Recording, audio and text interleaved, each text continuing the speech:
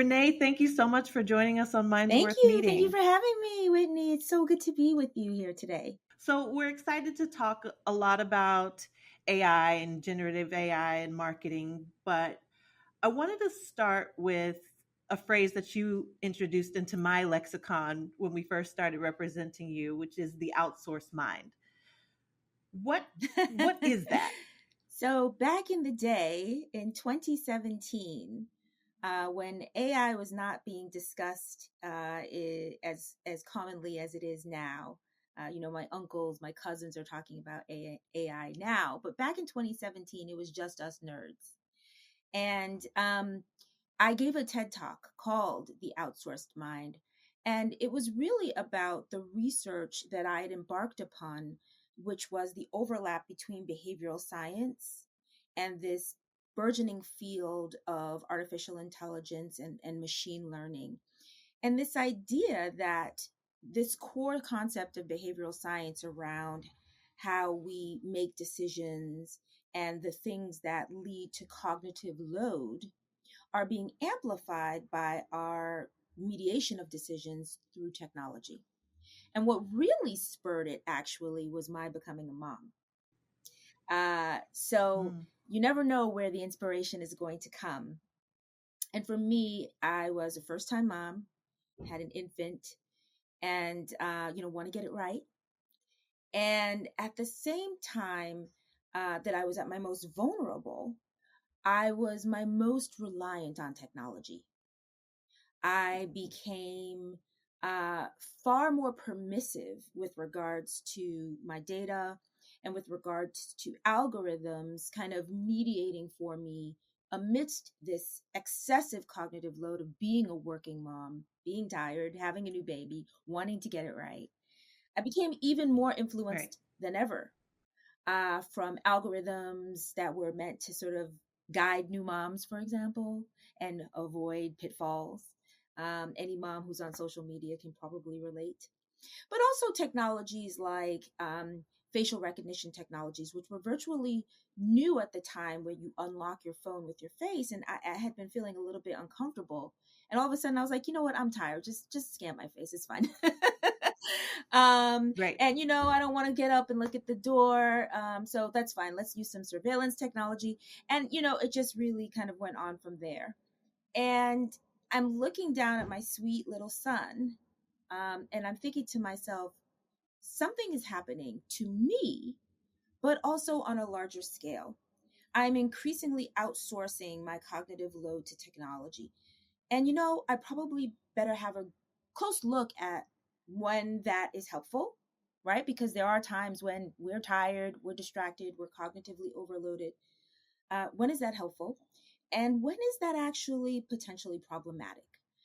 When could that kind of amplify some problematic decision making and biases? And that is how I started off looking into the outsourced mind. And I'm one of those people who doesn't, I'm like, okay, let me write this information down so I don't have to store it in my head. So that was kind of the first thing that I thought of when I thought about the outsourced mind. But as you're explaining it regarding technology, I see that happening in my life every single Oh, day. So absolutely. I totally Yeah, I relate to mean, that.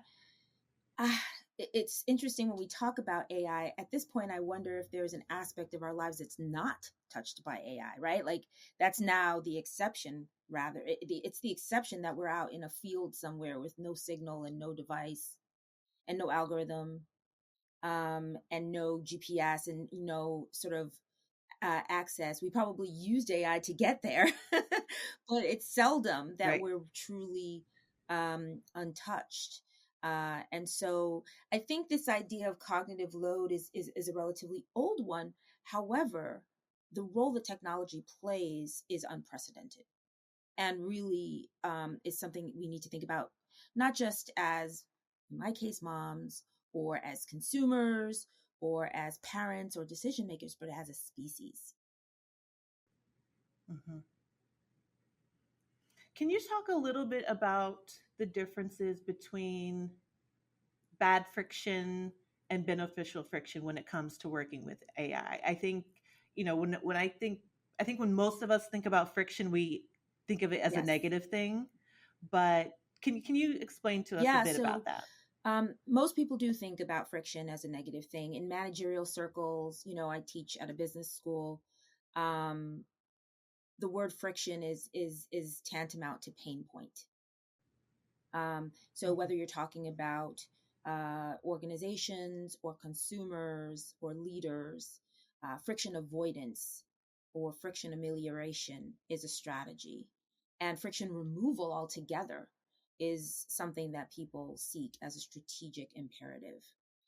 And I think technology and the advent of machine learning and AI, coupled with the arrival of COVID, right, where seamless experiences became important. So I think it created this perfect storm where friction got a bad name.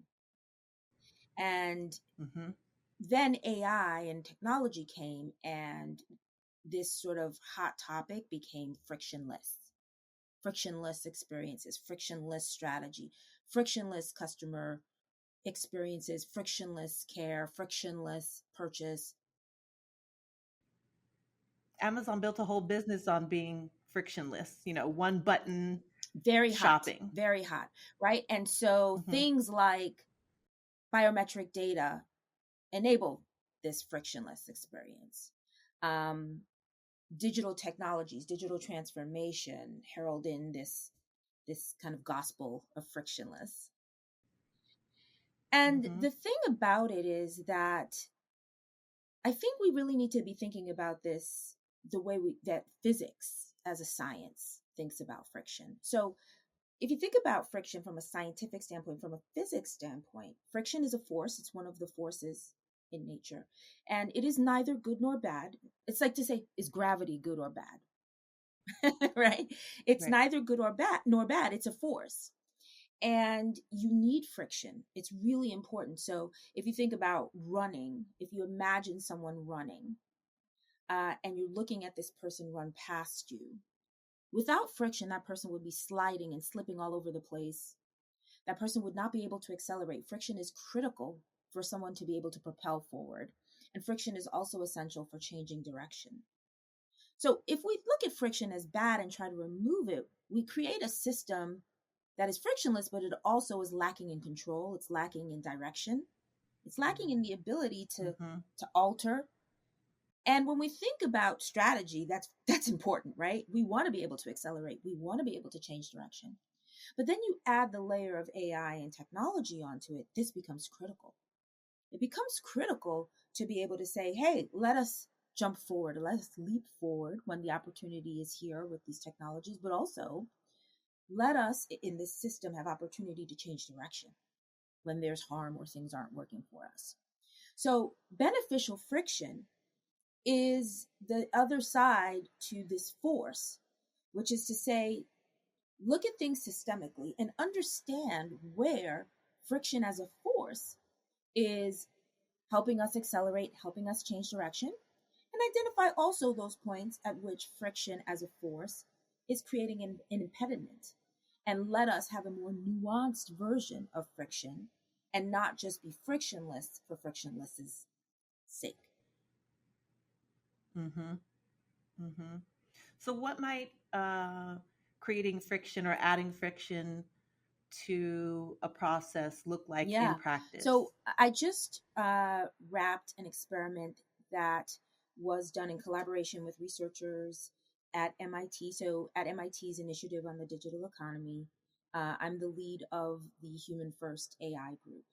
And we collaborate with Hmm. organizations on research. And we just published a paper in Sloan Management Review that is an experiment, a field experiment we conducted with Accenture. Now, Accenture is, like many organizations, looking into how can AI help us and how should we think about ways in which to systemically minimize harm, improve accuracy, etc.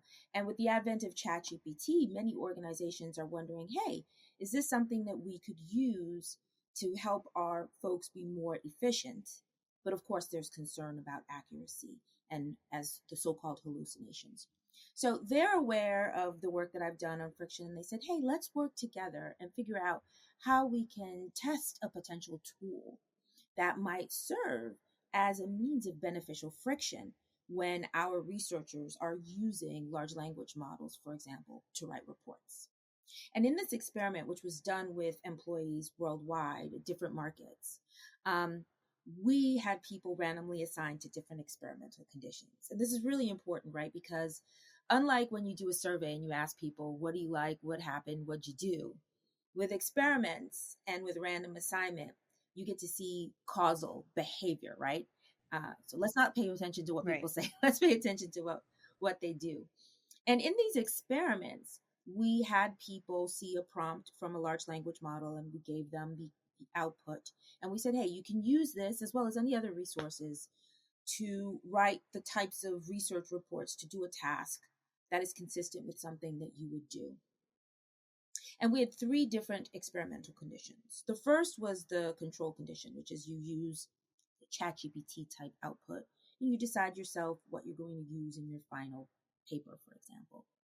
The second experimental condition had a level of friction added, where we added highlights and labels that said, hey, watch out, Mm-hmm. this could be wrong, this could be an omission based on the prompt.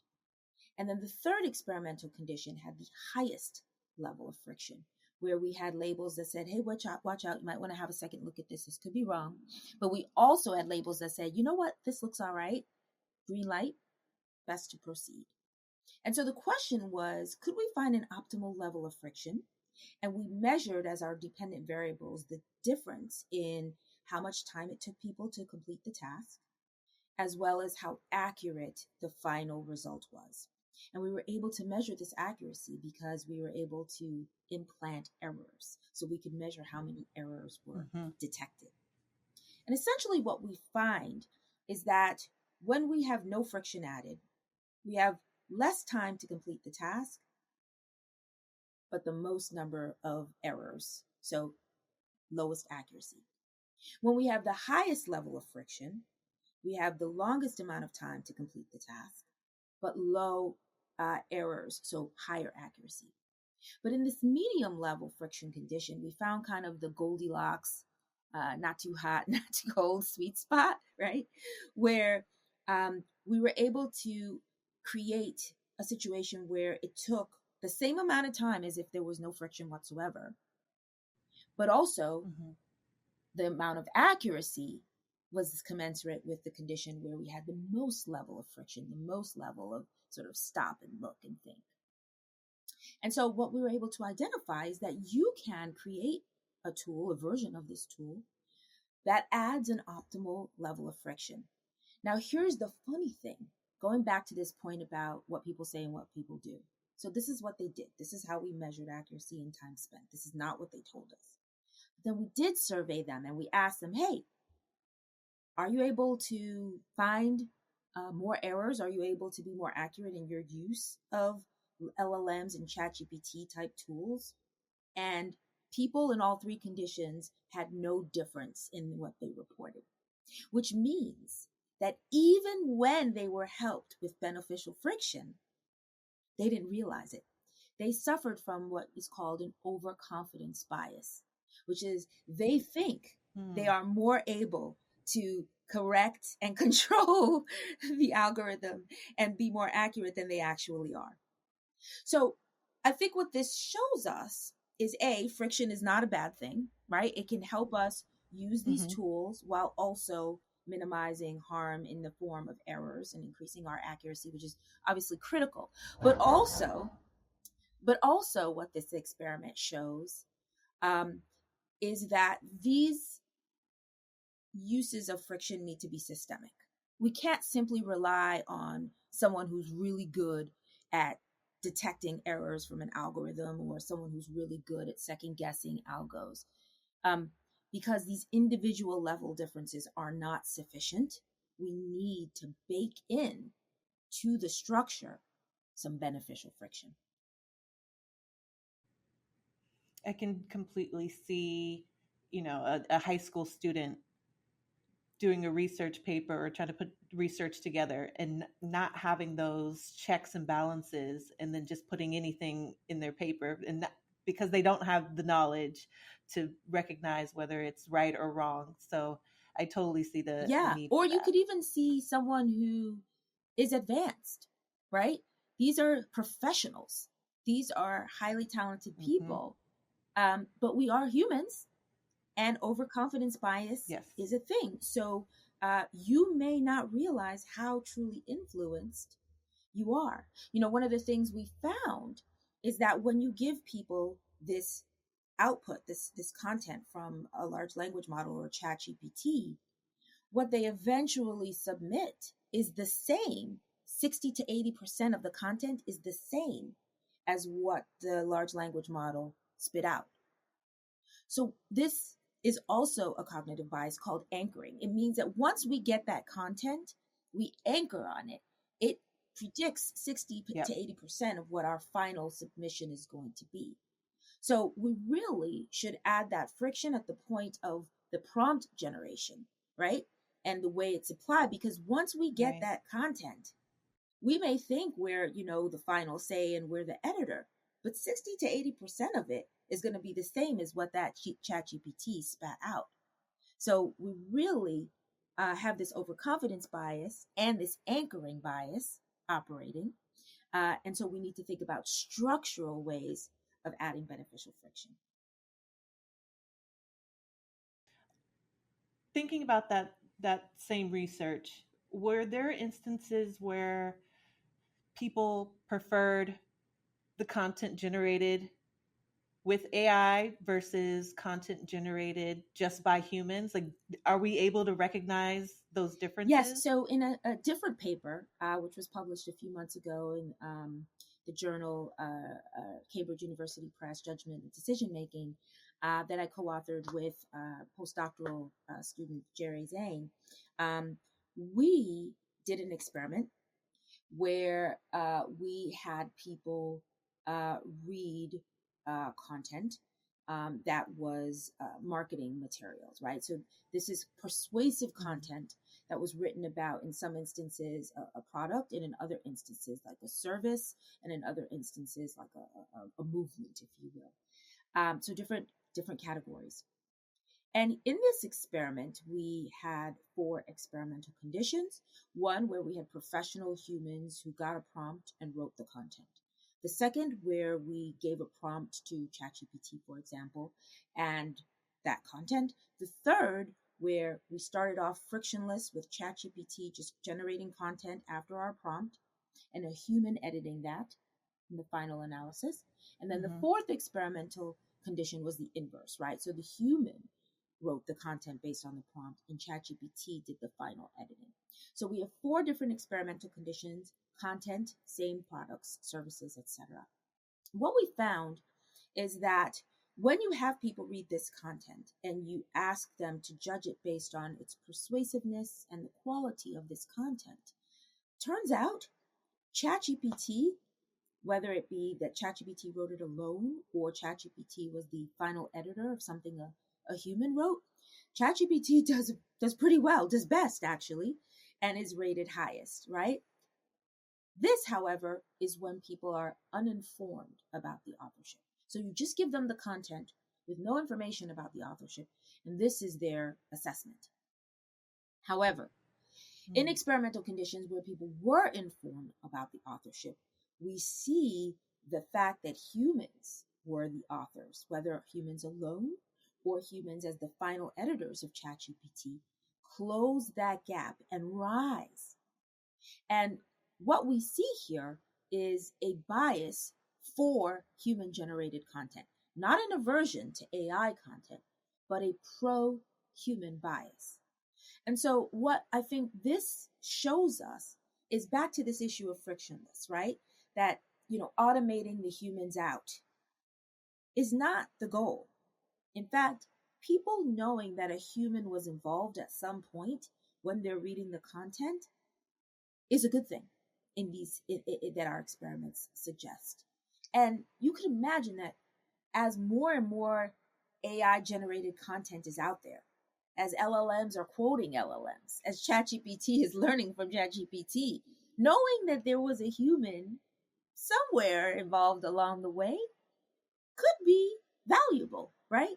Could almost be like, couture is for fashion, where somebody kind of put their handprint on it. Um, so, these judgments that humans make when they know or when they don't know, we think are interesting. And there's so much more that we're learning about this. I think that speaks to the value of the work that you're doing with the Human First AI group.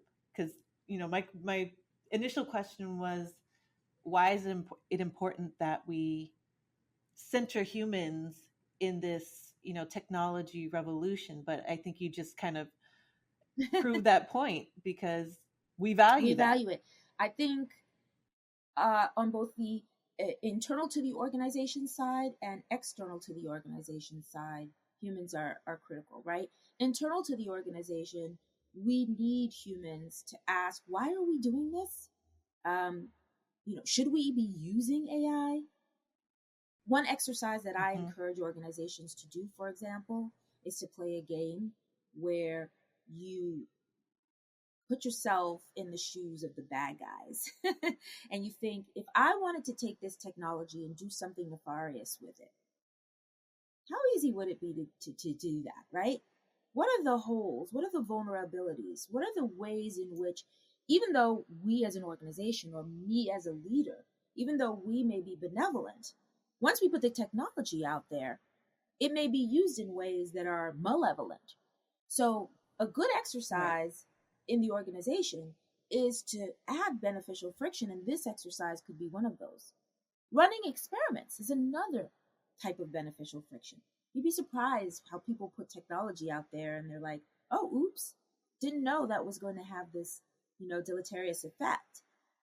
Adding that friction where you test it uh, before you use people as guinea pigs external to the organization is something important. Um, but also on the consumer side, right? Humans are critical. Knowing that a human was involved, we saw improved people's perceptions of how persuasive it is and the quality of the content. So whether we're talking about internal to the organization or external to the organization, the role of the human is not going away. It's actually more Mm-hmm. important than ever.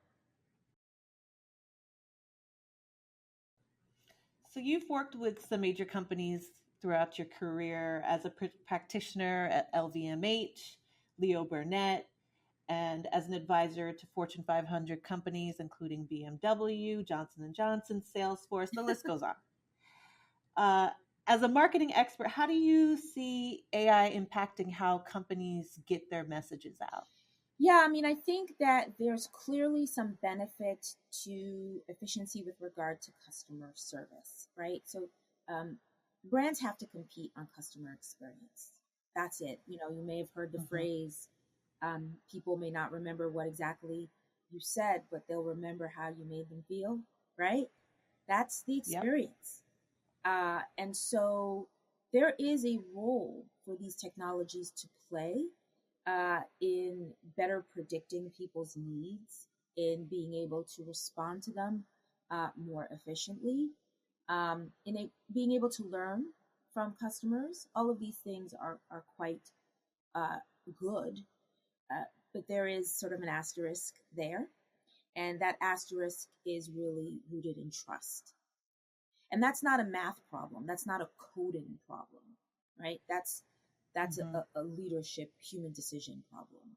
So I think, the advent of these algorithms, when people didn't know just how much data there was out there about them, and how valuable and profitable those data are, it was a bit like the wild, wild west, and sort of people's expectations were relatively low because they didn't know it was all new, novel, right? I think that's changed. I think from a regulatory perspective, globally, we have top down different expectations and structural change around that. But I also think from the ground up, meaning from the masses, people's expectations have changed. And Mm-hmm. So I think that trust is where you lead with trust, right? Because if the data about your consumers helps you better predict their needs and better serve them, that is a lofty mission. However, we see organizations being more extractive when it comes to value than sharing in that value. And the companies that are able to say and demonstrate to customers, hey, we respect you, we value your privacy, we value you as people, and we are not extractive. And when we use these technologies, it is not merely to, you know, take as much value as possible. It's also to benefit you and to give you a better experience. They're going to need to show and prove that. And the ones that are able to do that are going to receive greater loyalty, are going to be trusted, right? And that is going to be a competitive advantage. So when I look at brands and I think of companies and these uses of these technologies, I think it's critical to demonstrate the value and to also support an experience that makes people feel served and not exploited or manipulated. That erodes Mm-hmm. trust, and trust, as we know, is so difficult to build, and so easy to lose. Um, what should companies be careful not to do when it comes to their messaging and attempting to build that trust with Yeah, customers? What's yeah, a big big don't? don't. There are a couple big don'ts. I think there are some famous cautionary tales out there. um, right. I think some big don'ts involve using technologies for purposes that are not either proven or that are harmful in proliferating bias. So biometric data, I think, is a big one. Facial recognition technologies are a big one. They cannot and should not be used to, for instance, determine how trustworthy someone is, to predict criminal Mm-hmm. behaviors, for example, to determine who gets care, who's in need. Just can't do that, shouldn't do that, and that's a big don't. Um, so I think that's the first thing, because that very much proliferates bias, and that's like a cousin of phrenology, right? And we don't want to do digital phrenology, so that's a big don't. Um, I think a big don't is trapping people in systems where, I liken this to a lobster trap. I live in New England, so that's that's a metaphor that's relevant. But the way lobster traps work is you put the bait in the trap, and it's really easy for the lobster to get in, but really difficult for the lobster to get out. And using technology to create essentially digital lobster traps is a big don't. So making it easy for customers to enter into agreements or to join platforms or services, but then kind of trapping them and making it really difficult Yep. and extremely effortful for them to express or exercise any agency, that's a big don't, right? This asymmetric friction where it's frictionless for us to get you, but full of friction for you to exercise your freedom as a customer or as a member, that's a big don't. You don't want people feeling Yep. trapped. And we have many instances of people feeling trapped. And that is not the kind of emotional state you want to encourage. Um, I think a big don't that's often overlooked is focusing on customer experience while sacrificing employee experience. That old Mm-hmm. adage, the customer is always right. Absolutely not true. Here to tell you that. Absolutely not true. Definitely not. And we should not, a big don't, right, is creating employee experiences that are exploitative, that are harmful, in the sort of espoused goal of the customer always being right or serving the customer. It hurts your reputation when people learn that you've Mm-hmm. treated your employees poorly. There are examples of this.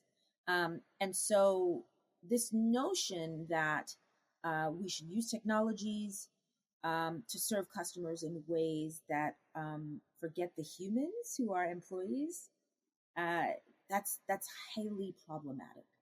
Every data point represents a human. So don't forget the employee experience. I tend to think of customer experience as the top of the iceberg that you see above the surface, but the Mm-hmm. employee experience is the iceberg underneath. And when they are empowered, and when they are trained, and when they are valued, customer experience is supported. But when they are not, you've created a house of cards that is sure to fall down.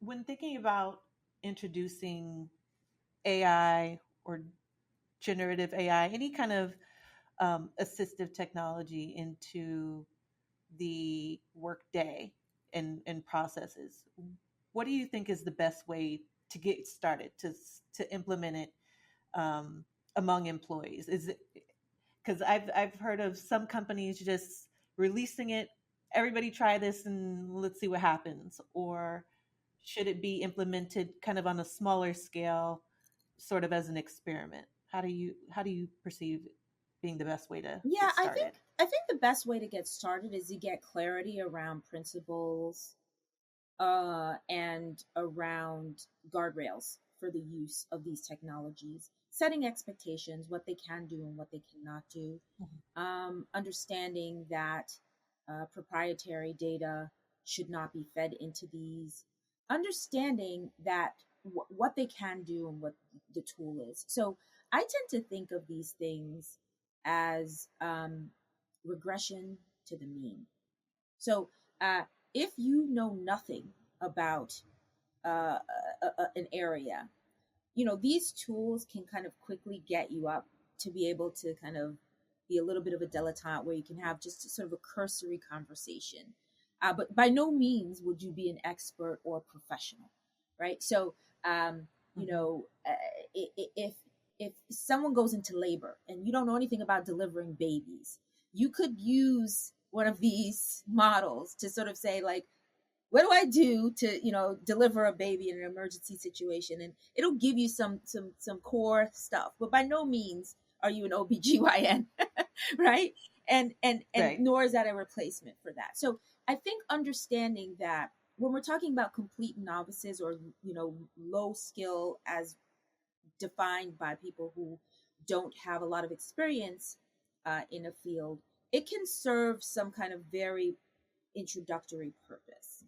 Um, but if you are a competitive organization, what this is going to be doing is giving you sort of the mean response, right? The most probable per the model Hmm. answer. But that doesn't mean it's giving you what's exceptional, what's a competitive difference, what is creatively novel. That doesn't mean that that's what's happening. So be careful about this because you could end up regressing to the mean. And I'm not sure that's what you want to do.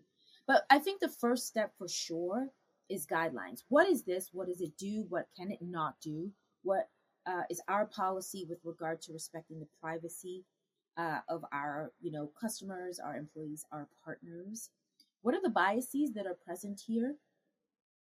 And therefore, how should we be careful? And then using these on a small but very prescribed scale.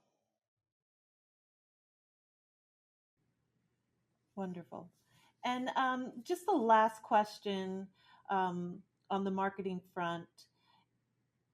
In your years of research on customer journey, customer experience, is there anything that stands out that companies are still getting wrong? Yes, yes. Well, I mean, I think the first thing I would say is that um, when using customer journey maps, I think those have become more popular, which is great. I tend to look at these through the lens of choice. So think about the actions and the choices and the decisions your customers will be making. Um, think about the sandwich of the journey. So think about, yes, of course, the customer journey, but think about the decisions employees are making simultaneously or as antecedents to what the customer is seeing, as well as your partners, right? Suppliers, vendors, etc. I look at this as the alphabet soup of your customer's experience, the EX, the PX, and the CX, your employee experience, your partner experience, and your customer experience. These are all kind of operating together. I would say not enough companies are experimenting. And I view that as the secret sauce of innovation. Um, I understand why experiments, many are not taught how to experiment. Experimentation can sound like you're kind of throwing caution to the wind and, boiling the ocean, but there is a way to do it that's both uh, scoped appropriately in reducing risk, but also increases predictive power because these behaviors that you identify in experiments are far more predictive than, for instance, what people say in a survey. So I'd like to see more companies doing that and doing that well. And then the last thing I would say is be careful about the use of personae. A persona is a very traditional way of kind of capturing or representing a target audience, but I often see them used incorrectly or poorly. I often see them as using very superficial data, demographic data, and not really all that insightful. And they can sometimes be kind of a way of projecting assumptions and even stereotypes onto customers. You really need to move past that. So be careful with using it. I'd rather you not use a persona than to use it in a way that's superficial or stereotyping. So yeah, those are the things that. What's the alternative? What's the alternative is I think the alternative is mixed method approaches. Sometimes people are dogmatic about the kinds of data. I'm a qualitative person. I'm a quantitative numbers person. And, this is not religion. You don't have to kind of pick one and be a disciple. I think the goal is to say, well, what is the question we're trying to answer? And what method is going to get us to that? Because not every data has some bias in it, right? So your goal is to try to match the approach to the question you want answered. And so understanding and having a familiarity with these various tools, having a toolkit is going to be really important. And I don't see enough kind of investment in that toolkit, experimentation being one tool in that toolkit. Excellent, excellent. Well, we like to end these conversations with a quick lightning round. So these are questions that you were not briefed on previously. So the first thing that comes to your mind, let Okay. us know. Ready? Great. Okay. Do you have a favorite podcast? What are you Yes, listening to? I do. My favorite podcast right now is called If Books Could Kill. It's That's good. hosted by two folks who read popular books, the types of books that people see in airports and stuff like that, and they revisit these books uh, to understand why they had an impact, and with sort of hindsight, why oftentimes the impact is not necessarily beneficial. So they add some rigor Right.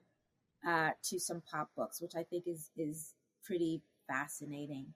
Another podcast I really like is called You're Wrong About. They look at um, people or issues that kind of, oftentimes moral panics. And they take a very sociological perspective and historical perspective on, why people culturally took this stance and why that was problematic. So those are two podcasts I Mhm. really enjoy. Good. I'll have to look those up. Okay. In an alternate universe, what would you be doing for a living? Oh, that's such a good question. I probably would be a dancer. Do you have a particular style that you would uh, gravitate toward? Well, in another life, I probably would have been, like a fly girl on In Living Color. But Hmm. I Yep. love Judith Jameson, Alvin Ailey type dance. Yep. I love ballet, camp ballet. You never took a ballet class, but admire it. Um, my family is from the Caribbean, from an island called Trinidad, and carnival is a big part of the culture. So dancing is Hmm. expression. It's freedom, and it's also a fantastic way to keep your body healthy. It's It's a a great great workout. workout. I was a ballerina, Oh, nice. gymnast, and also did modern dance in Oh, college. So I so soca love it. is the music of Trinidad Carnival, and when you go to Trinidad Carnival, you dance so much. It's the only vacation where you actually lose weight because you're like literally working out, but you're dancing the whole time, right? And it's just it's liberating. Right. It's fantastic. Wonderful. I can't wait to experience that one day. And last question, imagine you're already halfway to work. What's the one item that would make you turn around and go back home if you forgot Oh, this is so sad, but my phone. it? Wah, wah, sad trombone. Uh, but it's my phone. But you But need it. That in my makes sense. defense, in my defense, I am a mom, right? So I gotta have my phone on me in case of emergency. But also, I am directionally challenged, so I'm pathetically reliant upon GPS. And in my defense, I Yep. do live in Boston. There's always construction, so the street you drove down last week may not be open this week. But yeah, Exactly. I think my phone would probably make me make me turn around. Sadly.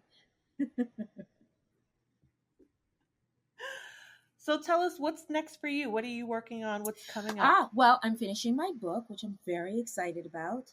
And it's about what we talked about, right? And in praise of Yeah. friction, and I'm super pumped about that. But I'm also in the works with some more experiments, some more studies, and I really love, as a former practitioner, I think I have this kind of hybrid head where, I always think about like, what are the implications? What's the real world implication of this? But of course, I'm also an academician and I love to kind of research. So I'm excited about continuing to collaborate on projects that allow me to see the real time impact of these technologies. I think it's really important because the vast majority of AI technologies are being developed and deployed by private corporations, by for profit institutions, right? Not by universities, not Mhm. by research organizations, not by scientists. Um, and so we have to collaborate, we have to cooperate. That doesn't mean that we're any less rigorous or scientific, but I think the time has come for us to bridge what has traditionally been a chasm between organizations and universities, and so I'm very excited to be part of that. Wonderful, wonderful. And aside from being able to find you at sternstrategy.com, where your speaker and advisor profile lives, where can our listeners and watchers find you Sure. online? Well, I mean, I've got a website, reneegoslin.com. And I'm on X today. We'll see what goes on down the line. Um, You got to you take gotta it day take by it day. with the election coming up. Oof. Yes. But some of my talks are on YouTube. So my South by Southwest Hmm. talk is on YouTube. That's from 2022. my 2017 Outsource Mind Throwback Talk is up there. So absolutely check them out. And then if you are more nerdy in your pursuits, or just suffer from insomnia and like reading academic articles, um, you can find my work, some of my work on my website, and of course Googling and that sort of thing. Wonderful. Well, this has been such an enlightening conversation. Thank you so much for Thank you, joining Whitney. us. Thank you for having me, and thank you for considering me a mind worth meeting. And I loved this conversation.